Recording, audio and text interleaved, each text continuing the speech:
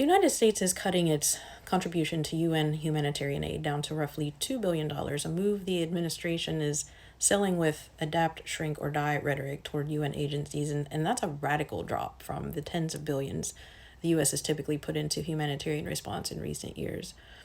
On a headline, 2 billion still reads as big, enough for politicians to say we're still leading, but if you put it next to the actual scale of US past funding and global need, it stops looking generous and starts looking like a decision to walk away.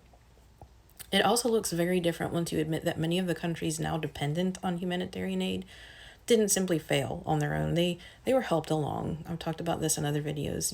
During the Cold War and after, the US backed coups against elected governments in places like Iran, Guatemala, Congo, and Chile when those governments threatened Western strategic or corporate interest, right? It poured arms and training into friendly autocrats across Latin America and the Middle East, armed Mujahideen in Afghanistan, invaded and occupied Iraq and Afghanistan, and used sweeping sanctions in places such as Iran, Iraq, Syria, and Venezuela that devastated ordinary people from more than elites. On top of that political and military footprint came the quieter wrecking ball of debt and structural adjustment. Under IMF and World Bank programs heavily shaped by rich country priorities, governments in Africa, Latin America, and parts of Asia were told to privatize water, slash food subsidies, introduce user fees for clinics, cut public payrolls, and open markets to foreign capital as conditions for loans. Those conditions hollowed out exactly the safety nets, public health systems, social protection, grain reserves that could have absorbed future shocks. So by the mid-2020s, many of the poorest countries were paying more in debt service than they spent on health or education, sending scarce public money out to creditors instead of into resilience. Now look at the humanitarian map: Afghanistan, Iraq, Syria, Yemen, Sudan, the Sahel, parts of Central America, the Horn of Africa. These aren't random dots of chaos. They're places where decades of war, intervention, sanctions, and externally imposed economic reform have produced states that are brittle, heavily indebted, and unable to protect their people from climate shocks, food price spikes, or renewed violence. When you see UN trucks rolling into those places with sacks of grain and charity, you're looking at partial restitution for a system that treated those societies as resources and battlefields. So that's why calling this money aid can feel dishonest. If someone spends decades knocking out the load-bearing walls in your house and then shows up with a small box of canned food, are they a generous donor or someone making a very late, very partial down payment on the damage they helped cause?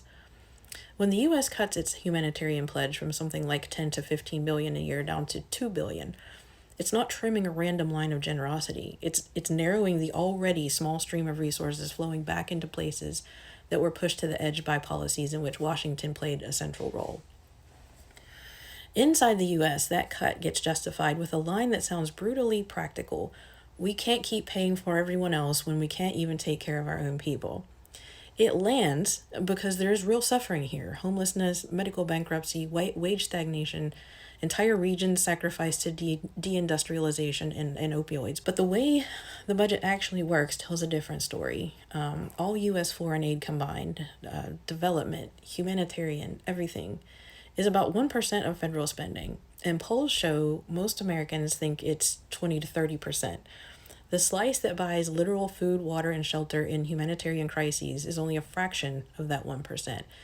Meanwhile, annual U.S. military spending sits in the high hundreds of billions in tax expenditures and loopholes that disproportionately benefit corporations and higher income households, cost the Treasury hundreds of billions more. So when someone says we can't afford to keep humanitarian funding at previous levels, it's worth asking, compared to what? Compared to the Pentagon's budget? Compared to the lost revenue from the 2017 tax cuts that heavily favored corporations and the wealthy? If reversing even a fraction of those tax cuts could fund the entire global humanitarian appeal several times over, is the constraint really that the U.S. is broke, or that the political system refuses to look for money where it actually is?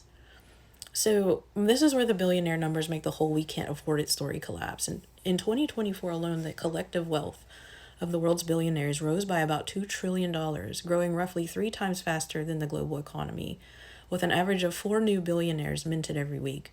Oxfam's 2025 inequality analysis estimates that since about 2015, the richest 1% have captured over $40 trillion in new wealth, tens of trillions more than the entire bottom half of humanity combined. In the US specifically, the top 1% have gained at least hundreds of times more wealth per household than the bottom 20% over recent decades. So put those facts next to the aid cuts. Billionaire wealth goes up by $2 trillion a year. Humanitarian aid from the world's richest country gets chopped down to $2 billion. Aid budgets for the poorest countries are shrinking by billions, while fortunes at the very top expand by trillions. The conclusion writes itself. This is not about capacity. If even a modest tax on extreme wealth and windfall corporate profits were politically acceptable, the sums needed to keep people alive in crises and to fund decent housing and healthcare at home would be rounding errors in the balance sheets of the ultra-rich. The "we can't afford it" narrative does something very specific. It defines we in a way that excludes the people sitting on those 40 trillion in gains. It invites a struggling renter in Ohio to look at a starving family in Sudan and see competition instead of kinship, to think their food is why I can't afford my insulin. It pits poor against poor and desperate against desperate while leaving untouched the quiet assumption that billionaire fortunes and corporate profits are off limits, natural, inevitable. The real taboo question is not, should we be helping people over there, but why is the economic order set up to guarantee permanent austerity for the many and permanent windfalls for the few? And this is also where the global piece starts to show. The same system that squeezes workers and underfunds public services in the US is tied to the one squeezing people in the global south. Corporations that rely on underpaid, precarious labor in Bangladesh or Honduras often fight unions and basic labor protections in the US. The fossil fuel companies, whose emissions supercharge storms and droughts that devastate poorer countries, also drive heat waves, megafires, and insurance crises in California, Texas, and Florida. Debt rules that force African or Latin American governments to cut health and education to pay foreign creditors rhyme with austerity narratives used to justify underfunded schools and crumbling infrastructure in American cities. These aren't separate stories. They're different chapters in the same book. Humanitarian aid, for all its flaws, is one of the last thin buffers between that system and outright catastrophe. It pays for food when markets and harvests fail. It helps keep clinics open when health systems break.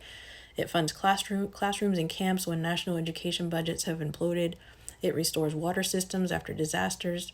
It does not fix debt, trade, or corporate power, but it slows the rate at which people are crushed by them. Cutting that buffer while leaving all the underlying structures unchanged isn't tough love or charity begins at home. It's a conscious choice to let more people die rather than ask more of those who have gained the most from the current order. And the US isn't making this choice alone. Across the rich world, governments are moving in a similar direction.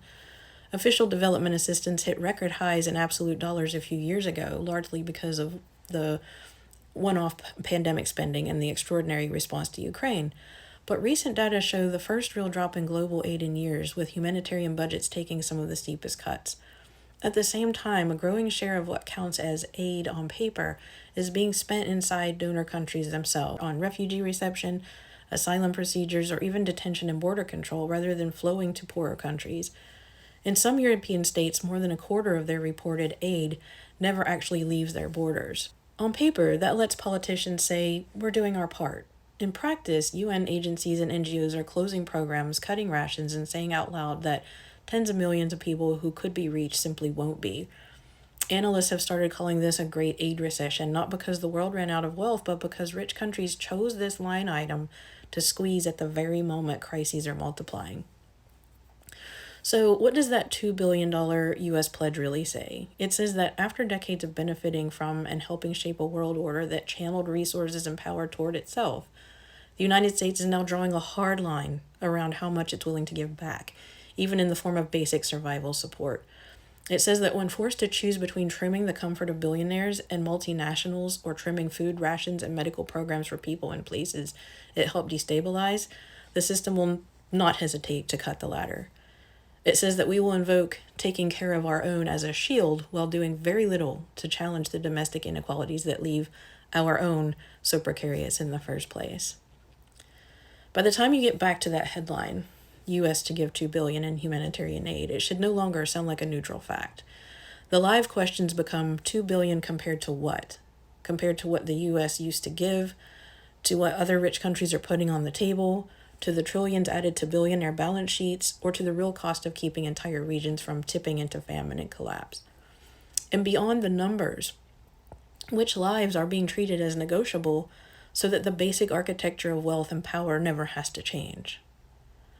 So that is where episode 1 lands here. It's not about whether Americans are individually generous or individually cruel. It's about what this $2 billion figure reveals when you set it against the history of U.S. intervention, the reality of domestic inequality, and the surge in wealth at the very top.